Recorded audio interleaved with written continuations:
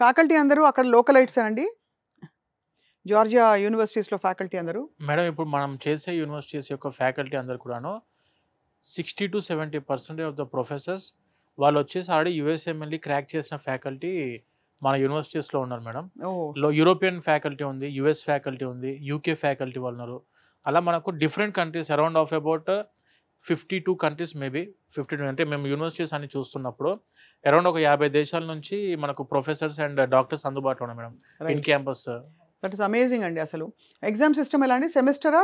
Semester wise madam. Semester వైజే ఉంటుంది semester వాళ్ళకి. వైజ్ ఎగ్జామ్ మనకు according to our world health WHO world health organization ప్రకారంగా 360 credits ఉండాలి మేడం. ఎంబీబీఎస్ ఎవరు చదువుకున్నా కూడా 360 క్రెడిట్ సిస్టమ్ ఉంటుంది. మన జార్జియా వచ్చేసరికి ఫాలో అయ్యేది 360 ECTS. 360 క్రెడిట్స్‌ని ఫాలో అవుతుంది. అంటే ECTS nothing but European credit transfer system. Okay. 360 credits ఉంటాయి జార్జియాలో కూడా. ఎవ్రీ ఇయర్ 60 క్రెడిట్స్ చొప్పున ఉంటుంది. రైట్. 60 చొప్పున 6 సంవత్సరాలు డివైడ్ అవుతాయి. స్టూడెంట్స్ ఇందాక మీరు మనం సార్ చెప్పినట్టు ఇందాక వీళ్ళకి ఎట్టయితే క్లాస్ రూమ్స్‌కి అరౌండ్ ఎవ్రీ క్లాస్ రూమ్‌కి 15-20 మెంబర్స్ మాక్సిమం ఉంటారు. వీళ్ళకి ప్రాక్టికల్స్‌కి మళ్ళీ హాఫ్ డివైడేషన్ అవుతుంది. క్లినికల్స్‌కి వచ్చేసరికి దాంట్లో మళ్ళీ హాఫ్ డివైడేషన్ ఉండి అంటే మోస్ట్లీ హ్యాండ్స్ ఆన్ క్లినిక్ ఉంటుంది మేడం. ఓహో! ఎడ్యుకేషన్ సిస్టమ్ అంతా కూడా ఎందుకంటే ఎంబీబీఎస్ అంతా ఇట్ ఈస్ 20% థియరీ. ఎంబీబీఎస్ మొత్తం కూడా ఉండేది ఓన్లీ 20% థియరిటికల్.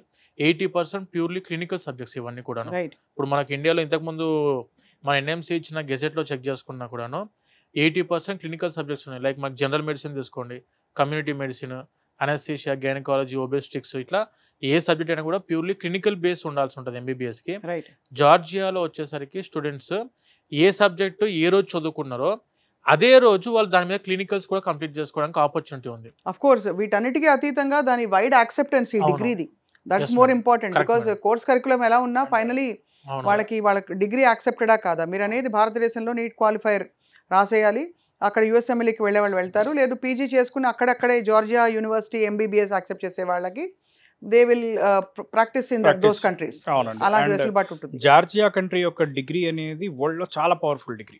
ఎందుకంటే జార్జియా యొక్క మెడికల్ కౌన్సిల్ ఏదైతే ఎన్‌సిఈక్యూ ఉందో అది డైరెక్ట్‌గా మనకి WFME world federation for medical education ద్వారా ఎప్పుడూ గుర్తింపు పొందింది. ఆల్మోస్ట్ 7-8 ఇయర్స్ బ్యాకే గుర్తింపు రావడం జరిగింది. ఈవెన్ మన ఇండియా యొక్క నేషనల్ మెడికల్ కమిషన్ ఏదైతే ఉందో లాస్ట్ ఇయర్ 2024లో మన నేషనల్ మెడికల్ కమిషన్‌కి గుర్తింపు వచ్చింది. ఇప్పటి నుంచి అని కాదు, ఎప్పటి నుంచో కొన్ని సంవత్సరాల నుంచి జార్జియాలో ఎంబీబీఎస్ చదువుకున్న స్టూడెంట్స్ ఈవెన్ మన TSMU ఎగ్జాంపుల్గా తీసుకుంటే TBC స్టేట్ మెడికల్ యూనివర్సిటీలో చదువుకున్న స్టూడెంట్స్ ఎవరైతే ఉన్నారో దాంట్లో చాలామంది యూఎస్లో డాక్టర్గా సెటిల్ అయ్యారు. రైట్. యూఎస్లో ఫ్రీ పీజీలు కొట్టిన స్టూడెంట్స్ ఉన్నారు.